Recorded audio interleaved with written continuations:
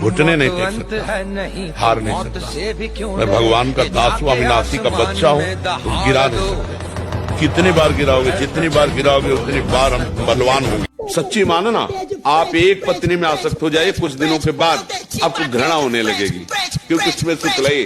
तभी देखा है, गांव में देखा है, थोड़े थोड़े संतान हो गए, दरवाजे के बाहर चारपाई में लेटने लगे, उन्हें आप संयम में आने लगे।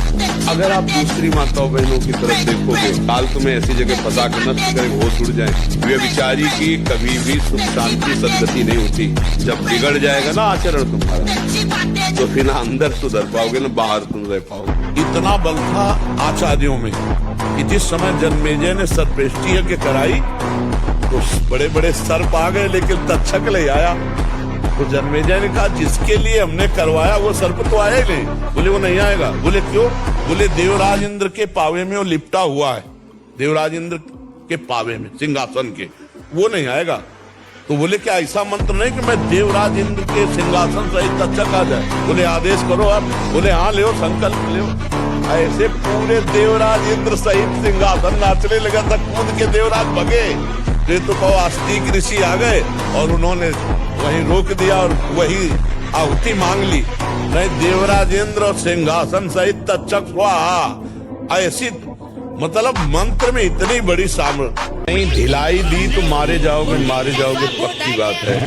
अगर 10 मिनट भी मनोरंजन में गए तो तुम 24 घंटे भजन करने वाले हो, भले मारे जाओगे, माया गिरा देगी। भाग्य भी तो बोलते हैं कि भाग्य पूरा आपके रचित है, कि भाग्य ही सब कुछ हो। अगर भाग्य के अनुसार मनुष्य शरीर चलता है तो गधे में और मनुष्य में अंतर क्या? नहीं, हम नए भाग्य की रचना करने की सामर्थ्य लेकर के आए हैं। हमारे भाग्य में भगवत प्राप्ति नहीं लिखी, हमारे भाग्य में उन्नति नहीं लिखी। अब हम तपस्या करेंगे, भजन करेंगे, संयम करेंगे, अपने भाग्य को बदल कर नए भाग्य की रचना करेंगे, भगवान को प्राप्त करेंगे। हम भगवान के अंश, सच्चिदानंद अंश है। जान अपने को, जागृत हो। खड़े खड़े लघु शंका कर रहे हैं, मुंह में बीड़ी ऐसे, वही जनेन्द्री को छुआ ऐसे करना, ना हाथ धोना, ना आचमन करना, न पैर धोना, बिल्कुल पशुता का आचरण। और एक रंग चढ़ा है नए समय में, जूता मोजा पहनकर भोजन पा रहे। अरे साधारण आदमी जिसको कोई शास्त्र से मतलब नहीं, किसान आदमी जो हाथ पैर धो करके पीढ़ा पे बैठ करके भोजन पाने जाए, इतनी पवित्रता तो हमने गांव में देखी। बिल्कुल शास्त्र नहीं जानते, कुछ नहीं, पर भोजन पाना है तो हाथ पैर धोए और लकड़ी के पीढ़ा में बैठ के और जय भगवान हाथ जोड़ करके जमीन पर बैठ के भोजन पाए। आज चाहे वो चमड़े का जूता हो, चाहे ध्यान रखना, चमड़े की बेल्ट पहनने वाला और चमड़े के जूता पहनने वाले को गौ हत्या का पाप लगता है। नाना प्रकार के पापाचरणों की जो हमारी प्रवृत्ति बढ़ती जा रही है, उसका कारण है खान पान, शरीर में देखा पवित्रता अति अनिवार्य नहीं होता। कोई हमको परेशान नहीं कर सकता, कोई देवता, कोई भूत, कोई प्रेत, कोई पितर, ये बात गांठ बांध लो, कोई तांत्रिक, कोई सिद्ध। यदि मेरा कर्म गलत नहीं है तो विश्व ब्रह्मांड में किसी की ताकत नहीं है जो हमको दंड दे सके। मरना ही है ना तो लगा लंगोटी, मरना है तो ऐसा मर के अमर हो जा। मरने जैसा दुख सहना चाहता ना, लगा लंगोटी और 2 रोटी मांग के खाओ, रात दिन भजन कर, देख पूरे विश्व को हिला न दे तो क्या, पूरे विश्व को झुकाने की ताकत आ जाएगी। 100 बार गिरे उठ, फिर खड़ा और चल और रौन अपने लक्ष्य को प्राप्त कर। ये गिरना और निराश होना, हताश होना, ये हमारे जीवन में नहीं, बिल्कुल नहीं। हर कष्ट बढ़ते रहो, कदम आगे बढ़ाते रहो। नहीं, मैं पूरा प्रयास करके पढ़ूंगी, मैं अपने विषय में परिपक्व होंगी और मैं कैसे फेल होंगी? अंतिम समय तक परीक्षा के हम यही सब, मैं जीतूंगी, मैं जीतूंगी, मैं विजय को प्राप्त होंगी। अगर एक बूंद भी शराब कभी जीवन में जिह्वा पर पहुंच गई तो उसने अपने ब्रह्मत्व को नष्ट कर दिया, जो ब्रह्मणत्व तो किसी तपस्या से भी नहीं प्राप्त हो सकता। आज भी अगर त्रिकाल संध्या करने वाला हो और शुद्ध यज्ञ पर धारण करके आज भी ऐसे, तो परम सत्य वैसे हो जाएगा जैसे ऋषि मुनियों के साथ से होता, वैसे बिल्कुल अक्षरशः अंतर नहीं। पहली बार चेक किया सो तो देख के कहा कि बाबा तुम्हारी दोनों किडनी खराब है। इस बात के लगभग 18 वर्ष हो गए होंगे और डॉक्टर ने कहा था 5 वर्ष में। पता नहीं वो डॉक्टर साहब है कि नहीं। वो आप दस्तखत ना करें तो कोई भी विकार आपको परास्त नहीं कर सकता। आपके मन में आ रहा है इसको गाली दें, अब हम मौन है, दिला दे भला गाली। आपके मन में आ रहा है उधर देखो बहुत सुंदर, नहीं देखें। वो कह रहा है गलत करो, नहीं करें। वो आप में विकार थोड़ी है, आप दृष्टा हैं उसके, पर आप दृष्टा न रहकर जब भोक्ता बन जाते हैं तब आप उसके हर विकार को हम अपने, यार आज मन कहता है ये खाएं, आज ये मन कहता है देखें, तो देखो मन मिला रसेंद्री से तो खाने की बात कर दी, और मन मिला नेत्रेंद्री से तो देखने की बात कर दी, और मन मिल गया जनेंद्री से तो भोगने की बात कर दी, मन मिल गया श्रवणेंद्री से तो सुनने की बात कर दी। और इस सब के आप जज हैं। क्या सुनना ठीक है वही सुनो, क्या भोगना ठीक है वही भोगो, क्या देखना ठीक है वैसे ही देखो।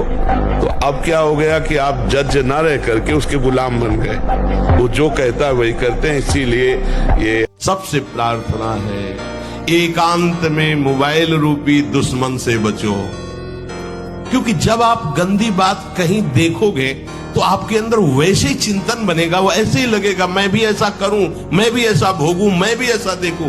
मान लीजिए आप, जब हमारे शास्त्र कहते हैं कि पशु पक्षियों के मैथुन को भी नहीं देखना है, अगर ऐसा एक बार दृष्टि पड़े तो मानसिक प्रणाम करके दोबारा दृष्टि न देना। और आप मोबाइल में ऐसी चेष्टाएं देखोगे, कैसे आप भगवत भजन करोगे, कैसे भगवत प्राप्ति का उद्देश्य रख पाओगे। ब्रह्मचर्य पर दृष्टि डालो, ब्रह्मचर्य का सुधार करो, पूरे आचरण जो करते उनको छोड़ दो और नाम जप करो। अभी आनंदित ना हो जाना तो बताना। ब्रह्मचर्य बहुत बड़ा वरदान है। इसी ब्रह्मचर्य के नाश में दुनिया डटी हुई है, नहीं डटी हुई, इसी का नाश, ब्रह्मचर्य नाश का। जिसके निकालने में इतना सुख, उसको रोकने में कितना सुख होगा तुम सोच भी नहीं सकते। रोक कर देखो, बहादुर हो तो। और ब्रह्मचर्य ठीक है तो डटे रहोगे। ब्रह्मचर्य शारीरिक बल, आध्यात्मिक बल, बौद्धिक बल, सब बल प्रदान करता है। नियम में हो जाए तो 10-10, 20-20 वर्ष हो गए, ऐसे ऐसे साधक हैं जिनको स्वप्न दोष ही नहीं हुआ। ऐसे ऊर्ध्वरेता, तो फिर और पुष्टता जिसे बल कहते हैं, वो तुम्हारे वीर्य में होती है। जिसको तुम खिलवाड़ समझते हो वो खिलवाड़ नहीं, तुम्हारी जीवनी शक्ति है। यदि संयम से ब्रह्मचर्य से रहो तो न उतनी घी में ताकत है, न दूध में ताकत है, न किसी भी पदार्थ में ताकत जो तुम्हारे ब्रह्मचर्य में ताकत है। आप कुछ समय तक व्यवहार करके देखिए ब्रह्मचर्य का, या आपको खुद पता चलेगा कि कितना आनंद प्रदान करता है ब्रह्मचर्य। ब्रह्मचारी को विषय भोग जहर है ऐसा मानना चाहिए। जैसे कितनी भी सुंदर खीर हो, वो कोई हमारे कान में आकर विश्वसनीय कह दे इसमें जहर पड़ा है, हम बिल्कुल नहीं खाएंगे। हमारे शास्त्र कह रहे हैं, महर्षि जन कह रहे हैं कि ये विषय भोग जहर है, महान विषय, ये पूरे जीवन को नष्ट कर देता है। आप किसी भी तरह अपने ब्रह्मचर्य के नहान होने दें। हनुमान जी को कोई परास्त क्यों नहीं कर पाता था? 2 कारण थे। चरित्र पवित्र, पहला चरित्र पवित्र, और दूसरा हृदय में भगवान का निरंतर स्मरण। प्रविष्ट नगर की जय सब राजा हृदय राख, ये विजय का कारण था। हारना किसी को पसंद नहीं, किसको अच्छा लगता है हारना? तो फिर अभ्यास में प्रमाद क्यों किया? फेल होना अच्छा नहीं लगता तो पास होने के लिए पूरे ग्रंथ को अपनी स्मृति में बसा लो। सारी सामर्थ्य आपके अंदर, पर पढ़ने में मन नहीं लगता, भोग विलासिता, गंदी आदतें, तो स्मृति खत्म हो गई। अब क्या करोगे? तुम्हारे शरीर में अगर ब्रह्मचर्य है, तुम्हारे शरीर में अगर व्यायाम की स्फूर्ति है और अभ्यास है, तो किसी भी मार्ग में जाओ, विजयी ही विजयी रहोगे। और जब ब्रह्मचर्य, ऐसा कैसे हो सकता है? बल है ना, अध्यात्म बल, शारीरिक बल की बात नहीं कहते। ऐसा कैसे हो सकता है? यदि एक बार ऐसा हुआ तो 1000 बार मैं प्रयास करूंगा और इस पर विजय। वो मतलब जिद्दी स्वभाव, एक निष्ठा, उसी से आती है, उसी से। पहले खेती जोतते थे ना किसान, एक कार वाला होता था और पूरे खेत को उसी से जोतला है, बलवान होते। 2 लीटर मठा और 8 रोटी पाए, बैल की जैसी ताकत। अगर बैल को नाथ पकड़ के रोक ले तो वो वही खड़ा हो जाए।